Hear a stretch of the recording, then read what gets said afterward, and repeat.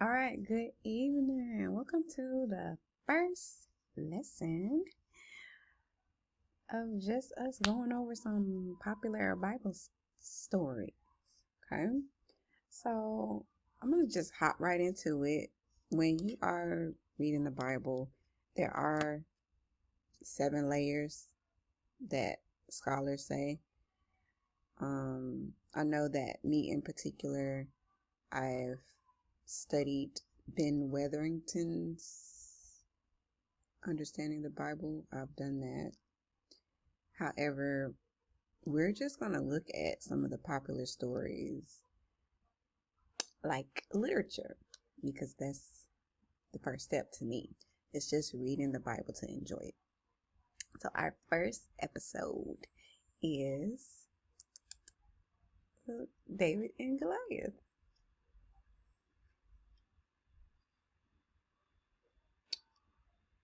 All right.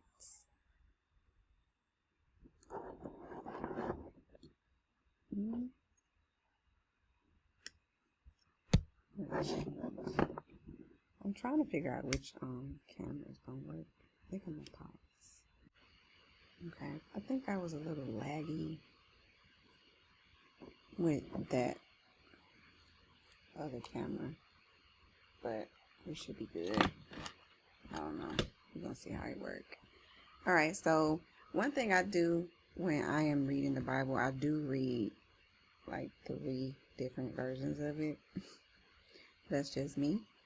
So because I read the King James version because sometimes it just hit a little better. It holds a little bit more weight and meaning, some of the word choices that they use. And then the Amplified version, it explains things a little bit better. And then the NLT is just kind of straightforward. There's other versions I read too, but these are my go-to that I like to read. Okay, so we are reading David and the Goliath story. So just based on what we know that David was like the little guy, right? The anointed one, and Goliath was the giant. So if I'm going over just story elements, okay, the things, the elements that you're going to find in a story, right? Elements are pieces or parts, okay? So when you think of the elements of a story, you think of characters. And we already know that David and Goliath are characters in that particular story. And then we have other elements, which is the setting, like where is it taking place? And then we have conflict. So what is the problem between the characters? And then we have the plot. What is the main, how does the story unfold? And we have theme. So what is a message or a lesson there being learned? And we have the resolution. So what is the end? Okay. Now, those are the basic elements that you'll find in a story. But there are also some devices, some literary devices that will be used in stories as well. We have motifs, we have symbolism, we have figurative language, which consists of metaphors and similes. So these are devices or tools that the writers use to help with the message and help you understand what's going on. Okay, so you have elements, which are parts of the story, and then you have the devices, the tools, or the little special things that help you understand the story a little bit better. So let's go ahead and jump into it. All right, so we're starting at 1 Samuel 17. So I'm going to also tell you this. When it comes to reading the Bible, you also want to go back a little ways, okay? So this is 17, meaning you miss a lot of stuff, right? Miss a lot of stuff that needs to be read. But we're going to go ahead and start from right here. And again, we're just looking at basic story elements, and then we may get into some symbolism too. So basic story elements: setting, characters, problem, theme, conflict, plot, resolution. Let's look for those. All right, so we're starting with the, and now let's start with the KJV. I like it sometimes hit, and if it's anything that comes up that is a little difficult to understand, then we'll go hit one of the other ones. Okay. All right, so David slays Goliath. We're going to look at this right here. That title, it says everything. We already know the story, but the title says it all too. The title, we know it's about to happen. Okay. It says now, oh no, get out the way. All right. Oh, okay. So it says, now the Philistines gathered together their armies to battle and were gathered together at so-called, I may not pronounce these words right, but we're gonna be okay, which belongeth to Judah. Okay, now that just means belong. And pitched between so-called, I don't know, and Azekah and Ephes-dammim. Okay, so let's stop right there. Who was involved? The Philistines gathered their army. So the Philistines got a crew. They got their armies. Okay, they're ready to battle, right? And were gathered together at this place that start with a S, right? But that place belonged to Judah, which belongeth to Judah. That belongs to Judah. Okay, it says, and pitched between these two places. Okay, but where? Here. So it's a lot going on. So they're in here, in this big place, but right here, and then they in the middle. Okay, wish I had some pictures. I could draw a picture. Okay, and Saul and the men of Israel were gathered together. So Saul is the king, right? He's the king. That's actually the king. If you read back some ways, okay, that's the king that God anointed for Israel. They said, we want a king, we want a king, we want a queen. So they gave him Saul. Okay, God gave Saul. Okay, so Saul and the men of Israel were gathered together and pitched. That just means they set up, okay, by the valley of Elah, and set the battle in array against the Philistines. So array, that might not be a word that you use often. So what you can do is, boom, go over here. Philistines now mustered, they're using words we don't use either, their army for battle, encamped between, it says the same thing. Saul countered by gathering his Israelite troops near the valley of Elah. So the Philistines and Israelites faced each other on opposite hills with the valley between them. So there was a valley between them, and they right here. There's a valley between them. Okay, so we can see what's going on. So I went back to the KJV. Okay. It says, and the Philistines stood on a mountain on one side, and the Israel stood on the mountain on the other side, and there was a valley between them. So it's the exact same thing. So they getting ready to battle. Okay, so we got the Philistines, and we're going to look at our characters. We got the Philistines over here. We got Saul and the Israelites on the other side, and there's a valley in between it. We're looking at the setting. Okay, we know that we know the names where they at. Okay, and if we want to even go look this stuff up to really see what it look like, we know what a valley look like, go look up what a valley looks like so that you can visualize what's happening here. Okay, army, valley. Okay. And what's the conflict? What? They getting ready to battle. Okay, so we got characters, we got setting, shaping up. We got a problem. We don't know what caused the problem just yet, but we got a problem. I mean, some ways back you'll know the problem, but we'll learn it. Okay? The problem, which is the conflict, and boom, that's it. All right, it says, and there went out a champion out of the camp of Philistines, okay, named Goliath of Gath, whose height was 6 cubits a span. He was tall. Okay, and he had a helmet of brass upon his head, and was armed with a coat of mail, and the weight of the coat was 5,000 shekels of brass. Now, if we want to go look at some details over there, we can go look over. We can go right there. It says, then Goliath, a Philistine champion of Gath, came out of the Philistine ranks to face the forces of Israel. He was over 9 feet tall. He wore a bronze helmet and bronze coat of mail weighed 125 pounds. He also wore bronze leg armor, and he carried a bronze gavel on his shoulder. The shaft of his spear was as heavy and thick as a weaver's beam, tipped with an iron spearhead that weighed 15 pounds. His armor bearer walked ahead of him carrying a shield. If I go back here, and this is what it's saying. So the shekels and things, you can go look at it from another thing. Okay, it says the staff of his shield was like a weaver's beam. That's a simile. Is comparing it to something else. And his spear's head weighed 600 shekels of iron. We already know that. And one bearing a shield went before him. So this man, he's real tall. He's a giant.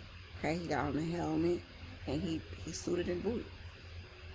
Okay, he suited and booted. Let's see.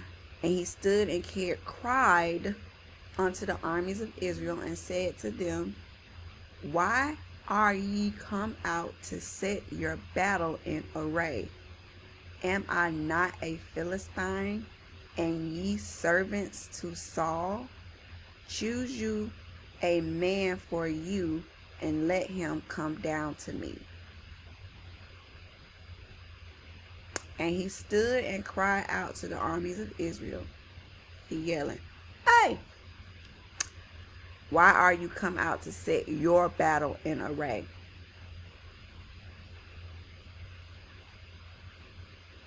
And I'm him, and y'all servants of Saul. You go ahead and choose you somebody, and let them come on. Okay, let's just bring me one person so we can battle one-on-one. Okay. Say, if he be able to fight me with me and to kill me, then we will be your servants. If I prevail against him and kill him, then shall ye be our servants and serve us. So, bet. Okay, that's what. So he's like, if we do this, so if you beat me, we'll be your servants. If you beat me, I'll be your servant. Okay, and this is just this one giant saying that. Okay, and the Philistine said, I defy the armies of Israel this day. Give me a man that we may fight together. Let's go and we can go look at some details. All right. Goliath stood and shouted a taunt across a taunt. Okay. Like he was picking, right? He was like, what you call it? Beefing. What you call it? Okay. Why are y'all coming out to fight? He called, I am the Philistine champion, but you are only the servants of Saul. I'm a champion, y'all servants. Okay? So notice how when you look at the different versions, they just hit a little different. So if you didn't get that he was calling them some chumps from the KJV version, now you're getting it from this one. Okay? It said, choose one man to come down here and fight me. If he kills me, then we'll be your slaves. If I kill him, you will be our slaves. I defy the armies of Israel today. Send me a man who will fight me. Notice it's an exclamation point there. Okay, so he's like, I'm sorry, I just love reading. Okay, when Saul and the Israelites heard this, they were terrified and deeply shaken. Okay, because this man was talking big cash money. Okay, he was so confident. All right, so let's look. All right, so we got the characters. We got the Philistine army. We got Saul and his people, and now we got Goliath. And he trying. Hey, who? We already know he gonna pick David. Like we already know that part, but let's just look at it. And we got a conflict. It's a war. And now it's like it's a man versus man type of conflict. Okay. It says, now David was the son of an Ephrathite of Bethlehem, Judah, whose name was Jesse. Okay. Was the son of Jesse. He was from here though. So David was the son of Jesse. Sometimes you could just skip over. Okay. Because sometimes they just have like extra words in there that throw off your comprehension. But if you kind of know what to pick out, then it makes it that much easier. So David was the son of Jesse. And Jesse was from here. Okay. And he had 8 sons. Jesse had 8 sons. And the man went among men for an old man in the days of Saul. So if you don't understand what that means, you go down here. Now David was the son of a man. Jesse was an old man at the time, and he had 8 sons. Jesse's 3 oldest sons, Elba, Abinab, I know I'm not saying that right, and Shimei had already joined Saul's army to fight the Philistines. David was the youngest son. David's 3 oldest brothers stayed with Saul's army, but David went back and forth so he could help his father with the sheep in Bethlehem. So David was the youngest boy, and he was like going back and forth. Okay? And then they spell it different too. Because he had to go back and get his sheep. Okay? That's a real leader. Like, so the next thing you want to do, right? If you have all the characters, so the next thing you want to do is look at, it's called characterization, okay? Or character development. And this is where you look at, you use an acronym called STEAL. Speech.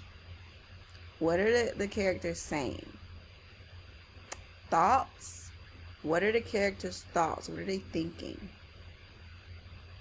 E, effects. What are the effects that they have on others? A, what are their actions? What are they doing? And then look, how do they look? Okay? So after you identify who all the characters are, then you start looking at little details, okay, about the characters, and this helps you understand them a little bit better. So if we look at Goliath, and they've already described how he looks. We can say that his effects on others was that he terrified people. It said that explicitly that Saul and his army was terrified based on what he was saying and how he was acting. Okay? David. Okay, what can we say about David? David was going back and forth from taking care of helping his dad with the sheep and then being a part of the army. That says a lot about David. He was a real leader and he cared. Okay, he had a really good care. He was caring. All right, let's look at this. Da-da-da. And Jesse said unto David, his son, take now for thy brethren an ephah of this parched corn. Go take your brother some food. And these 10 loaves, and run to the camp to thy brethren. Go take this food to your brother. And carry these 10 cheeses unto the captain of their 1,000, and look how they brethren fare, and take their pledge. So let's go look and see what he gonna say, what he said. Okay, so one day Jesse said, take this basket of roasted grain and these 10 loaves of bread, and carry them quickly to your brothers, and give these 10 cuts of cheese to their captain. See how your brothers are getting along, and bring back a report on how they're doing. Okay, so go check on your brothers for me. Okay, look how thy brethren fare. That's what that means. How they look. Okay, and then tell me how they doing. Now Saul and they and all the men of Israel were in the valley of Elah fighting with the Palatines. So that's what they were doing. They were actually fighting. And Goliath is like, oh, you know. Okay. It says, and David rose up early in the morning and left the sheep with the keeper, and took and went as Jesse had commanded him. So he did what his David said, but he made sure them sheep was good. Okay. He came to the trench as the host was going forth to fight, and shouted for the battle. For Israel and the Philistines had put the battle in array, army against army. So, army against army. Oh, they're just fighting. And David left his carriage in the hand of the keeper of the carriage and ran into the army and came and saluted his brothers. Okay, his brethren. As he talked with them, behold, there came up the champion, the Philistine of Goliath by name, out of the armies of the Philistine, and spake according to the same words. And David heard them. So David wasn't there when Goliath had said it the first time. But David heard it. So this is also very important. Like, this is important that the writer put that in there. Okay? Because he heard it. Okay? And all the men of Israel, when they saw the man, fled from him and were sore afraid. And the men of Israel said, have ye seen this man that come up? Surely to defy Israel is he come up, and it shall be that the man who killeth him, the king will enrich him with great riches, and give him his daughter, and make his father's house free in Israel. So this is somebody like they talking, and David is hearing it. Like, David ain't been there because he been at home but taking care of the sheep. And David spake to the men that stood by him, saying, what shall be done to the man that killeth this Palestine and taketh away the reproach from Israel? He's like, what you said? What you said?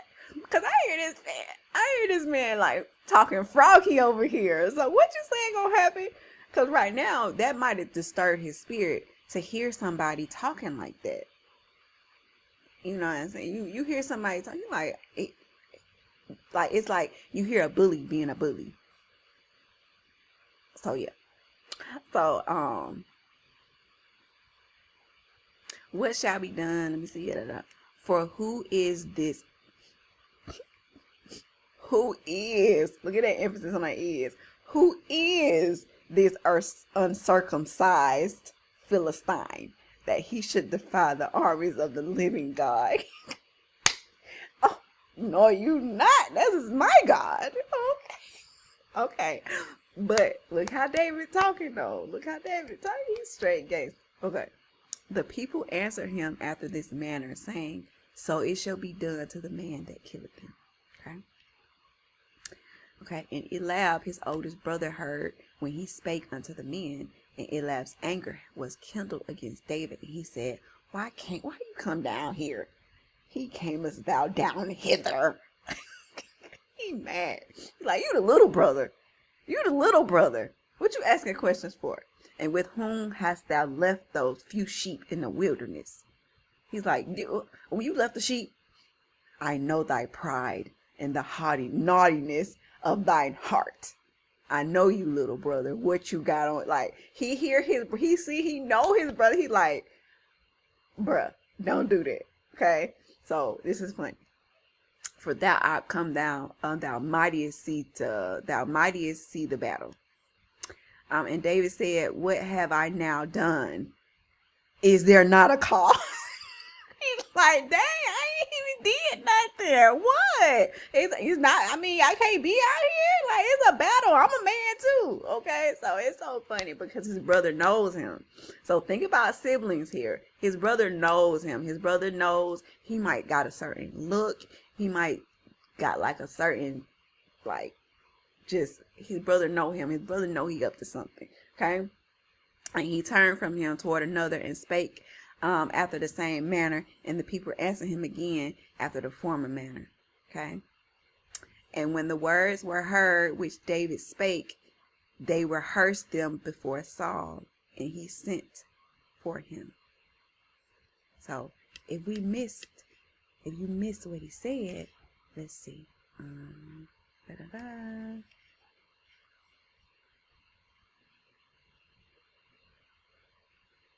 Okay.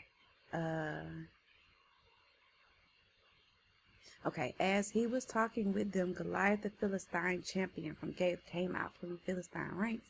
Then David heard him shout his usual taunt to the army of Israel. As soon as the Israelite army saw him, they began to run away in fright. Have you seen the giant? The man asked. He comes out each day to defy Israel. The king has offered a huge reward to anyone who kills him. He will give that man one of his daughters for a wife, and the man's entire family will be exempted from taxes. Ooh, we missed that part. We didn't see that part.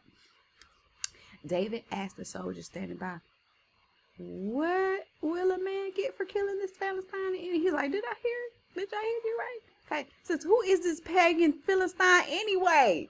Who is this? Okay, okay. And these men gave David the same reply. They said, yes, there's a reward for killing him. But when David's older brother Eliab heard David talk to the men, he was angry. What are you doing around here anyway? He demanded, because he wasn't excited about meeting no giant. What about those few sheep you're supposed to be taking care of? I know your pride and deceit. You just want to see the battle. What have I done now? David replied. I was only asking a question. He walked over to some others and asked them the same thing and received the same answer. Then David's question was reported to King Saul, and the king sent for him. So he is the only one that has asked, okay? And so the brother is like, I ain't even asked about this giant, okay? So look, that says a lot about David, okay? And everybody else, nobody has asked. Nobody has like, okay, what you get, though? What you said? Are you sure? That's what you get now. Like, y'all not pulling my leg. So that's what's going on, okay? Let's see. And David said, I'm back in KJV. And David said to Saul, let no man's heart fail because of him. Thy servant will go and fight with this Philistine. And Saul said, let's read that again. And David said to Saul, let no man's heart fail because of him. Don't be scared of that man. Thy servants, me, will go and fight with the Philistine. He's like, I'll go. I'm about to go. And Saul said to David, thou art not able to go against this Philistine to fight with him, for thou art but a youth. You too young. You a boy. And he a man of war from his youth. Okay? So he's been a warrior all the day long up until him not even being youthful anymore. And you are youth, you ain't even been a warrior, right? And David said to Saul, thy servant kept his father's sheep, and there came a lion and a bear, and took a lamb out of the flock. And I went after him, and smote him, and delivered it out of his mouth. And when he rose against me, I caught him by his beard, and smote him, and slew him. Thy servant slew both the lion and the bear, and this uncircumcised Philistine shall be one of them, seeing he hath defied the armies of the living God. He's like, you not finna say this to my God, okay? He's like, I'm 10 toes down for my God. Take 10 toes down, okay? He's like, I didn't kill the lion. I didn't kill the bear. Don't try me like that. I'm young. I got blood on my hands. I can do this, okay? David said, moreover, he's like, in addition to that, the Lord that delivered me out of the paw of the lion and out of the paw of the bear will deliver me out of the hand of the Philistine. I got faith. And Saul said unto David, go, and the Lord be with thee. And Saul armed David in his armor, and he put a helmet of brass upon his head. Also, he armed him with a coat of mail. So he basically had all the stuff that the giant had. And David girded his sword upon his armor, and he essayed to go, for he had not proved it. And David said unto Saul, I cannot go with these, for I have not proved them. And David put them off of me. So we can go and look. Let's go.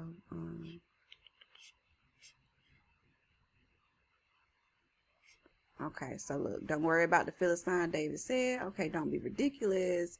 There's no way you can fight. Let's go.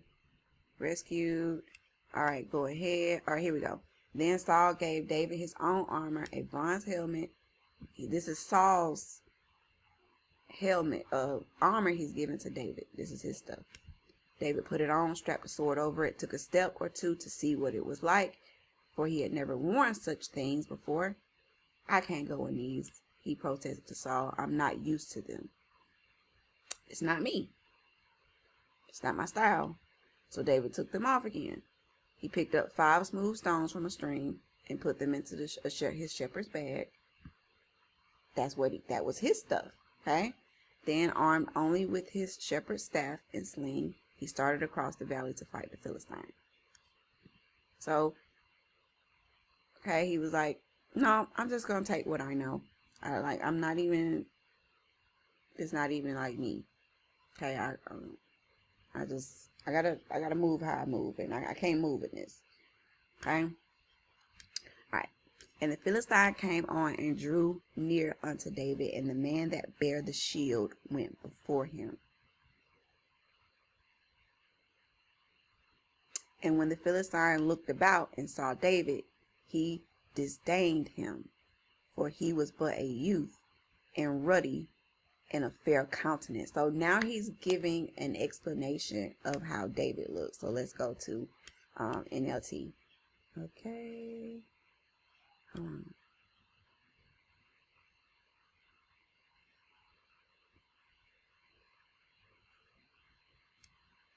Goliath walked out toward David with his shield bearer ahead of him. So the person that was carrying his stuff went sneering in contempt at this ruddy-faced boy. Am I a dog? He roared at David, that you come at me with a stick? So let's look at the Amplified version, because this may have something a little different.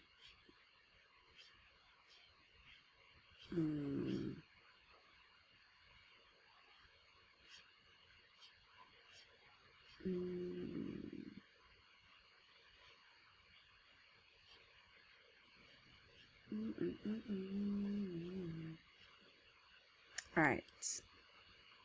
The Philistine came and approached David with his shield bearer in front of him. When the Philistine looked around and saw David, he derided and disparaged him because he was just a young man. So he was just like, ugh. With a ruddy complexion and a handsome appearance. So he was good looking. Okay. And ruddy means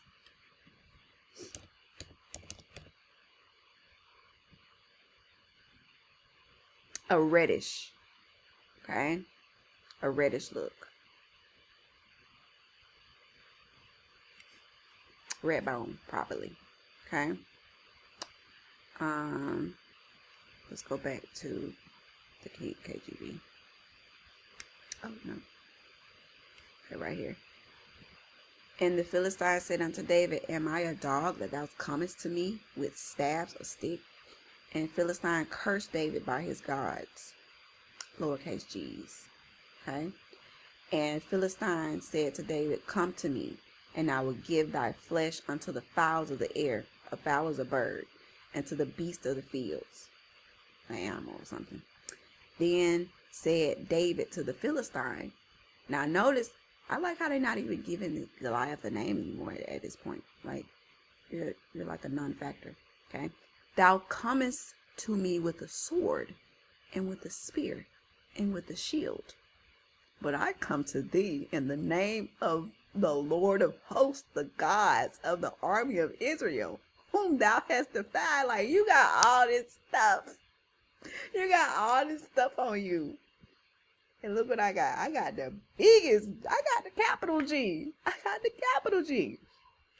Say, this day will the Lord deliver thee into mine hand, and I will smite thee, and take thine head from thee, and I will give the carcasses of the host of the Philistine this day unto the fowls of the air, and to the wild beasts of the earth, that all the earth may know that there is a God in Israel. So, like, let me tell you what's happening, okay? So this giant been saying, who gonna fight me? Who gonna fight me? And then in battle. And then David comes and he's like, no armor or nothing. And he talking cash money, okay? He's talking with authority, with anointing. And it's this red-faced, good-looking young boy. Okay? And all he got is a stick and some stones. So you gotta see what's happening here. You gotta see what's happening here. Okay? And remember, mountain, valley. So they might have come down. All right. And all this assembly shall know that God saveth not with sword and spear, for the battle is the Lord's, and he will give you into our hands. And it came to pass, when the Philistine rose and came and drew nigh to meet David, that David hasted and ran toward the army to meet the Philistine. So that made him mad. Okay? That made him mad. That made Goliath mad. And he went towards him. It says, and David put his hand in his bag and took thence a stone and slang it and smote the Philistine in his forehead. Boop! Now, I don't know where the helmet stops. I don't know. We don't know. And slang it and smote the Philistine in the head. That stone sunk into his forehead. So I don't think it covered his forehead, the helmet. And he fell upon his face to the earth. So David prevailed over the Philistine with a sling and with a stone, and smote the Philistine and slew him. But there was no sword in the hand of David. Therefore David ran and stood upon the Philistine and took his sword and drew it out of the sheath thereof. That's very disrespectful, by the way. If we're looking, that's another layer, though. It's a cultural layer. When it comes to understanding that part, like the disrespect. But you could kind of, if you go and pull somebody else's gun, that's disrespectful too. Okay, so the disrespect, okay, is on 1,000. And cut off his head therein. And then when the Philistines saw their champion was dead, they fled. And the men of Israel and Judah arose and shouted and pursued the Philistines until thou came to the valley and to the gates of Ekron. And the wounded of the Philistines fell down by the way of Sharaim, even unto Gath and unto Ekron. So they just was, at that point, they were like, we ain't even gonna run no more. Okay? And the children of Israel returned from chasing after the Philistines, and they spoiled their tents. I love how it switched from the children of Israel, because it was Saul's army. Now it's the children of Israel. So that's another layer too. Word choice. When you're trying to understand the Bible, that's a deeper layer. Okay, we ain't looking at that right now.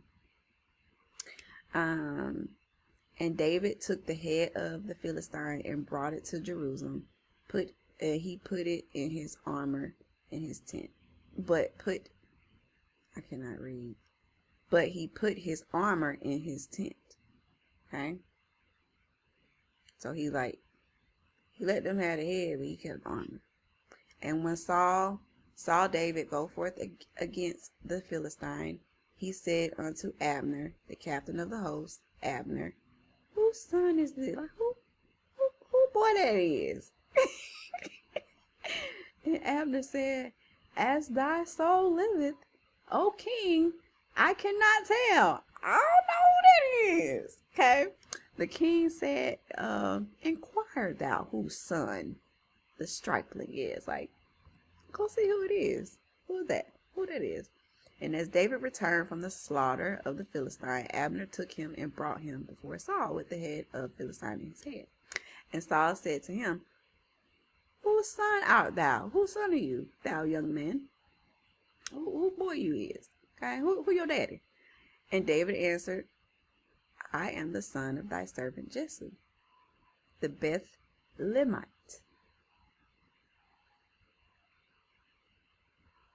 Like, we ain't even know. He ain't even know. Let me see what's on the next one. Okay, and this is another one. So this turned into something else. David and Jonathan.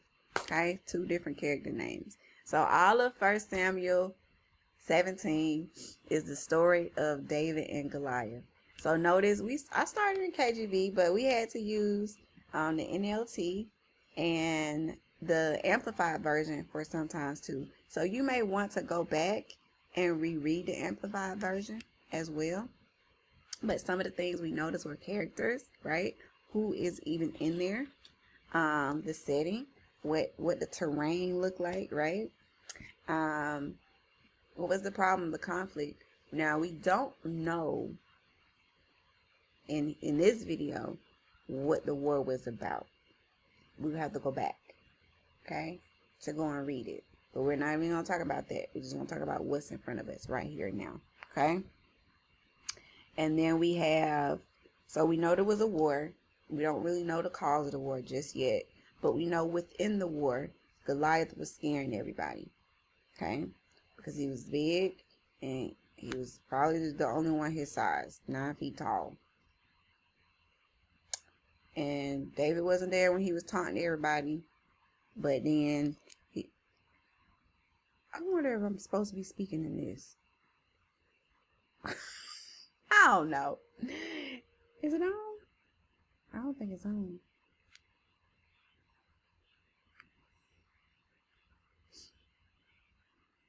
No, I don't think it's on. Oh, anyway.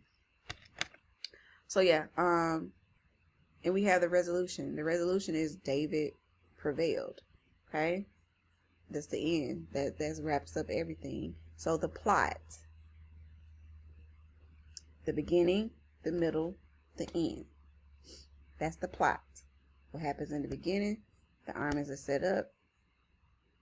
They're fighting each other. The giant is like, hey, who's gonna fight me?